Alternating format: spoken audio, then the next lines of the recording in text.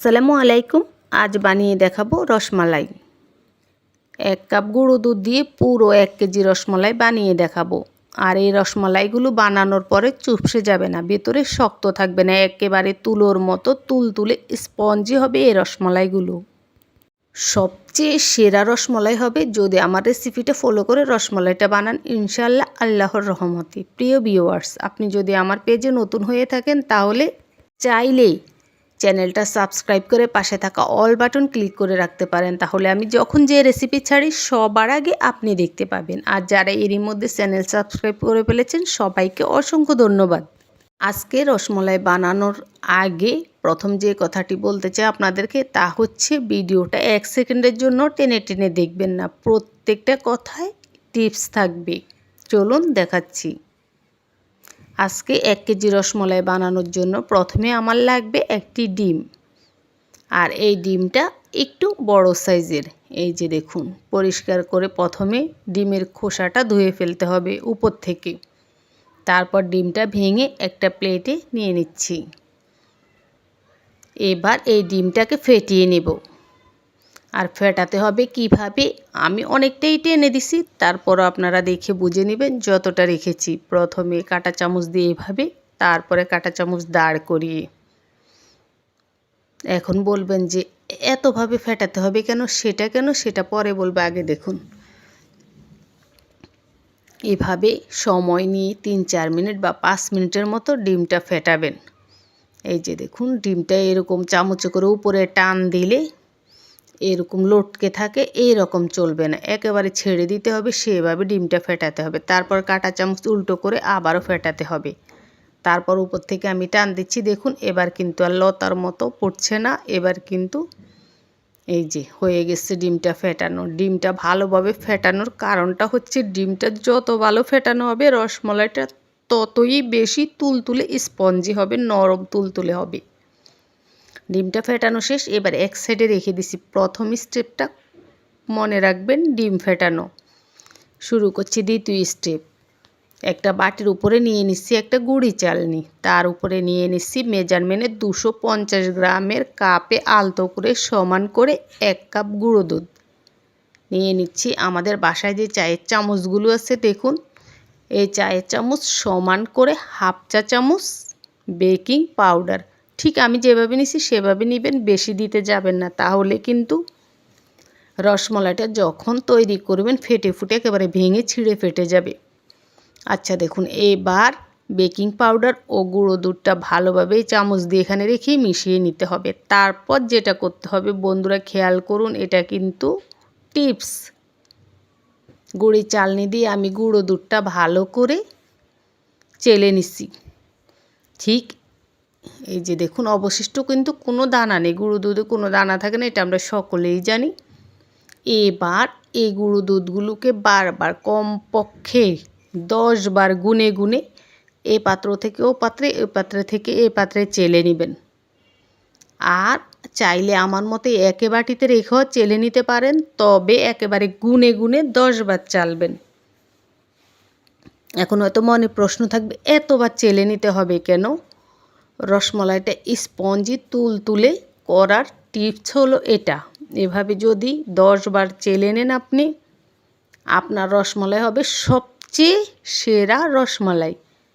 এর ভিতরে চাকা চাকা থাকবে না, রসমালাই বানাতে গিয়ে ভেঙে যাবে না, ফ্রিজে রাখলেও রসমালাইটা শক্ত হবে না। তো আমি দেখুন ভালো করে চেলে নিচ্ছি, কমপক্ষে 10 বার চেলে নেবেন। চেলে নেওয়ার পরে এবার এগুলোকে বাটির চার থেকে মাঝখানে এনে গোল করে আবারও এই দেখুন বাটিতে একটু গোল করে নিয়ে নিচ্ছি। এবার এই গুঁড়ো দুধের মধ্যে দিয়ে দিচ্ছি আমি 1 টেবিল চামচ সয়াবিন তেল। এটা হচ্ছে আমরা রান্না করি যে ভেজিটেবল তেলটা, সয়াবিন তেল। এখন অনেকে হয়তো বলবেন, তেলের জায়গায় কি ঘি দেওয়া যাবে না? যাবে, তবে আমি আজকে তেল দিয়ে বানাচ্ছি, আমার তেল দিয়ে ভালো হয়েছে, তো এই রেসিপিটা ফলো করেন। ঘি দিয়ে আমি অন্য একদিন দেখাবো, তখন আবার রেজাল্ট কী হয় তখন বলবো। আচ্ছা দেখুন, তেলটা দেওয়ার পরে তেলটা খুব ভালোভাবে আঙুল দিয়ে ঘষে ঘষে দুধের গুঁড়ার সাথে মেশাতে হবে। একটু সময় নিয়ে তাড়াহুড়া করার কোনো দরকার নেই। ভালো একটা জিনিস খেতে হলে একটু সময় তো দিতেই হবে। তো দেখুন আঙ্গুল দিয়ে ঘষে ঘষে এমনভাবে মেশাবেন যাতে করে প্রতিটা দুধের গুঁড়ার দানায় দানায় তিলটা মিশে যায়। আর মিশে গেলে আপনি কিভাবে বুঝবেন? দেখবেন দুধের গুঁড়াগুলো তখন ভিজা বালুর মতো হয়ে গেছে, দানা দানা হয়ে গেছে। সম্পূর্ণ তেলটা যখন দুধের গুঁড়ার সাথে ভালো করে মিশবে। এই যে দেখুন আমার মেশানো শেষ। ডিম ফেটালাম, দুধের গুঁড়াটা রেডি করলাম। এবার চলে যাচ্ছি তৃতীয় স্টেপে। তৃতীয় স্টেপটা হচ্ছে আপনি কিভাবে মাখালে রসমলাইটা ভালো হবে। খুব মন দিয়ে দেখবেন। পুরো ডিমটাই আমি একসাথে এই দুধের গুঁড়ার উপরে দিয়ে দিছি। একেবারে বাটিটা থেকে কাচিয়ে কুচিয়ে সবগুলো ফেটানো ডিম এখানে নিয়ে নিছি। মানে একটা ডিমের সম্পূর্ণটা এখানে নিয়ে নিছি। এবার আমার আঙ্গুলের দিকে তাকান কীভাবে মাখছি। এভাবে আঙ্গুল দিয়ে ছড়িয়ে গোল করে তারপরে এভাবে আলতো করে করে ভালোভাবে মিশিয়ে নিতে হবে। এই দেখুন কিভাবে মেশাচ্ছি। আটা যেরকম মেশায় চেপে চেপে ঠিক সেভাবে নয়, আঙ্গুল দিয়ে মেশাতে হবে। আর মেশাতে মেশাতে দেখবেন যে ডিমের মিশ্রণটা যখন দুধের গুঁড়ার সাথে মিশবে বেশ আঠালো, একেবারে নরম আঠালো দেখা যাচ্ছে। খেয়াল করুন, এটা আপনারা স্কিনে দেখে বুঝতে হবে, তাহলে বেশি ভালো হবে। এই যে আঠালো লাগলো, এটা মাখা বন্ধ করবে না, মাখাটা কমপ্লিট করতে হবে, ভালো করে মেখে নিতে হবে।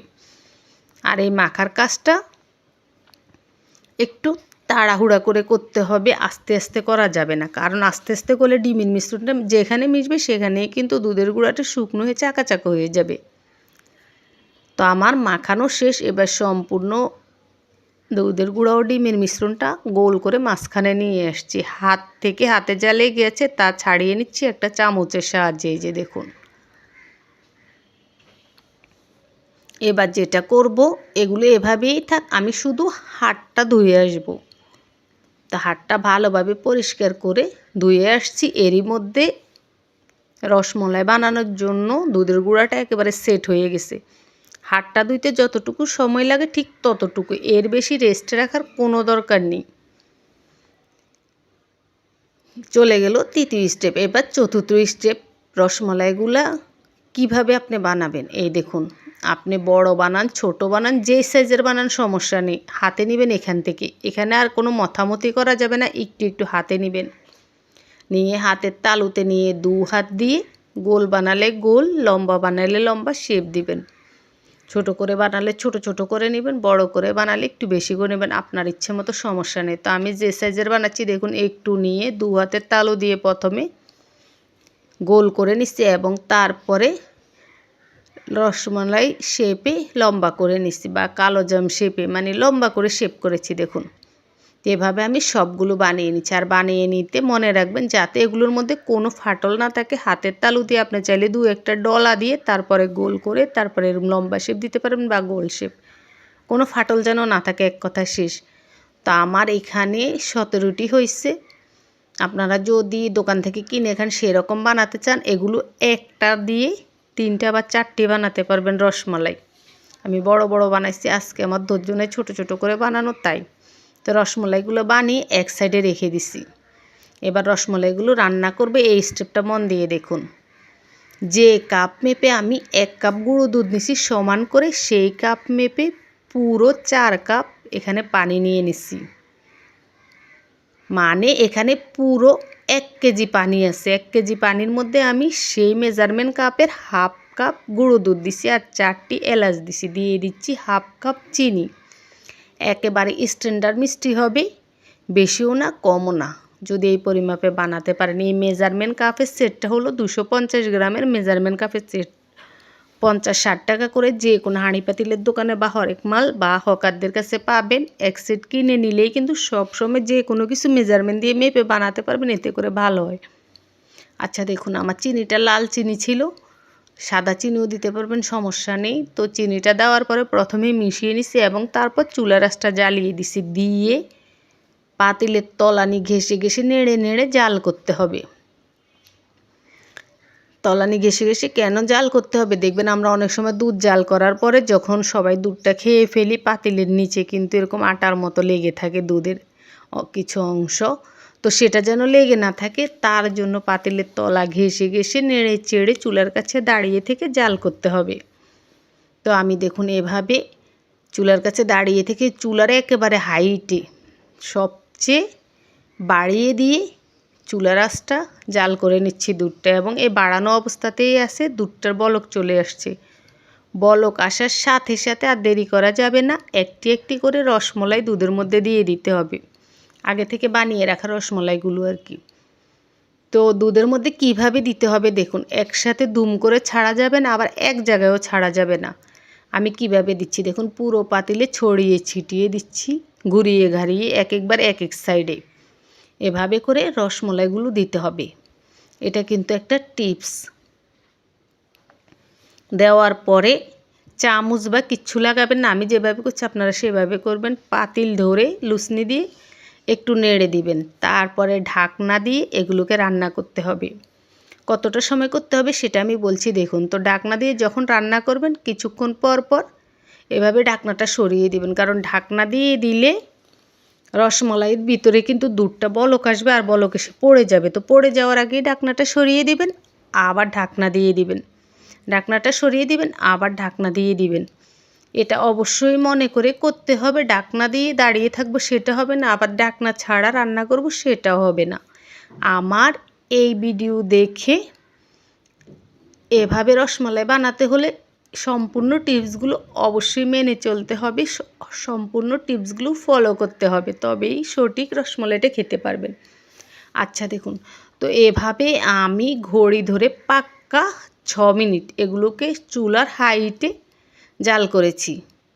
কিছুক্ষণ জাল করে ঢাকনা সরিয়ে নিছি, আবার কিছুক্ষণ করেছি, মানে বেশ কিছুক্ষণ ঢাকনাটা সরিয়েছি, ঢাকনাটা দিছি, ঢাকনাটা সরিয়েছি, ঢাকনাটা দিছি। আর এরই মধ্যে চুলার আঁচটা একই রকম ছিল, হাইতে কমাইও নি বাড়াইও নি।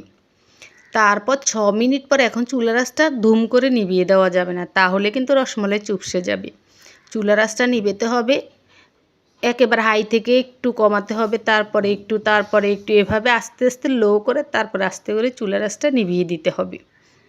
তো এভাবে করে আমি চুলার আঁচটা নিভিয়ে দিছি। দেওয়ার পরে দেখুন মিষ্টিগুলো ফুলে টুলে কি অবস্থা ভিতরে। এবার ঢাকনা দিয়ে ঢেকে ঘড়ি ধরে পাক্কা 2 ঘন্টা এই মিষ্টিগুলো রেখে দিছি। 2 ঘন্টার মধ্যে মিষ্টিগুলো আরও বেশি টইটম্বুর হয়ে বড় বড় হয়ে গেছে দেখুন। ঠান্ডা হয়ে গেছে এখন একেবারে পারফেক্টভাবে। রুমে নর্মালে রেখেছি মিষ্টিগুলো। এবার যেটা করব দেখুন, সবগুলো মিষ্টি আমি এই প্লেটে তুলে নিচ্ছি। এই মিষ্টিগুলো আরও ফুলবে দেখুন। তুলে নিয়ে যে দুধটা আছে এই দুধটাকে জাল করে ঘন করে নিচ্ছি, মানে মালাইয়ের মতো ঘন হয় সেভাবেই জাল করে নিচ্ছি। দুধটা কিন্তু এখনও বেশ পাতলা আছে, চাইলে আপনি এভাবেও খেতে পারবেন, তবে মালাইয়ের মতো রস হলেই কিন্তু টেস্ট হয়। যাই হোক, তো অনবরত নাড়াচাড়া করে চুলার মিডিয়াম আছে এটাকে জাল করে আমি ঘন করে নিচ্ছি। কতক্ষণ জাল করেছি আসলে ঘড়ির টাইমটা ধরিনি, যাই হোক বেশ কিছুক্ষণ জাল করেছি মালাইয়ের মতো করে। মালাইটা দেখে আপনারা বুঝে নেবেন কী রকম ঘন করতে হবে। আবার মালাই অতিরিক্ত ঘন করবেন না, তাহলে কিন্তু রসমালাই খেতে ভালো লাগবে না। প্রত্যেকটা জিনিসের একটা লিমিটেড আছে, লিমিট ক্রস করলেই কিন্তু টেস্টটা নষ্ট হয়ে যায়। তো দেখুন অনবরত নাড়াচাড়া করে জাল করতে করতে মালাইয়ের মধ্যে কিন্তু খুব সুন্দর একটা কালার চলে আসছে। একেবারে গাঢ় কালার না, তবে খুব সুন্দর একটা কালার চলে আসছে মালাই মালাই দেখুন। যা এবার এই মালাইটাকে আমি কিছুক্ষণ নাড়াচাড়া করে তাপ কমিয়ে নিছি, পুরো ঠান্ডা করে নিয়ে তাপ কমিয়ে নিছি। তারপরে মিষ্টিগুলো যে বাটিতে নিয়েছি দেখুন, রসমালাইগুলো এগুলোর উপরে সম্পূর্ণ মালাইটা দিয়ে দিছি, দিয়ে আবারও ঢাকনা দিয়ে ঢেকে রেখে দিছি আরও 2 ঘন্টার জন্য। এরই মধ্যে রসমালাইগুলো আরও রস টেনে নিচ্ছে, প্লেটের দিকে খেয়াল করুন তাহলে বুঝতে পারবেন। আর এগুলো একেবারে টইটম্বুর হয়ে গেছে, আরও বড় বড় হয়ে গেছে। এবার আপনি চাইলে নর্মাল ফ্রিজে রেখে ভালো করে ঠান্ডা করে খেতে পারেন, আবার এভাবেও খেতে পারেন। এখন তো শীতকাল, তা আমার এগুলো রুমে থেকেই বেশ ঠান্ডা হয়ে গেছে, মনে হচ্ছে যে ফ্রিজে রাখছি এরকম মনে হচ্ছে। তো আমি এভাবেই খাইছি, ভালো লেগেছে। আপনারা চাইলে ফ্রিজে রেখে 2 দিন 3 দিন ধরেও খেতে পারবেন, শক্ত হবে না, কিচ্ছু হবে না, কোনো সমস্যা নেই। আচ্ছা, এবার একটা রসমালাই আপনাদেরকে কেটে দেখাচ্ছি। আমি যে রসমালাইটা কাটছি সেটা দেখে খেয়াল করুন কতটা স্পঞ্জি হলে এভাবে কাটা যায়। আর এই কাছ থেকে দেখিয়ে দিচ্ছি, দেখুন কতটা স্পঞ্জি হয়েছে, একেবারে তুলোর মতো তুলতুলে। আমার বাসায় তো সবাই খেয়ে একদম অবাক। এই যে দেখুন, মানে সবাই খেয়ে এটা মনে হয়েছে যে জীবনে কখন এত ভালো রসমালাই আসলে আমরা খাইনি। দোকান থেকে কিনে আমরা যতই খাই, যতই ভালো হোক না কেন, এই রসমালাইটার মতো হয়নি। তো আপনারা যদি আমার কথাটা বিশ্বাস করেন, ভিডিওটার প্রথম থেকে শেষ পর্যন্ত দেখে অবশ্যই এভাবে রসমালাই বানিয়ে পরিবারের সকলকে নিয়ে তৃপ্তি করে খেয়ে নিজেও খুশি হন, সবাইকেও খুশি করুন। আচ্ছা দেখুন, এবার আরেকটা রসমালাই কেটে দেখাচ্ছি কতটা স্পঞ্জি রসালো। এই যে দেখুন, আবার যখন রসের মধ্যে ডুবিয়ে দিচ্ছি আবার কিন্তু রসটা টেনে নেবে, এতটাই স্পঞ্জি হয়েছে। এই যে দেখুন, আশা করছি ভালো লেগেছে। ভালো থাকবেন, আল্লাহ হাফেজ।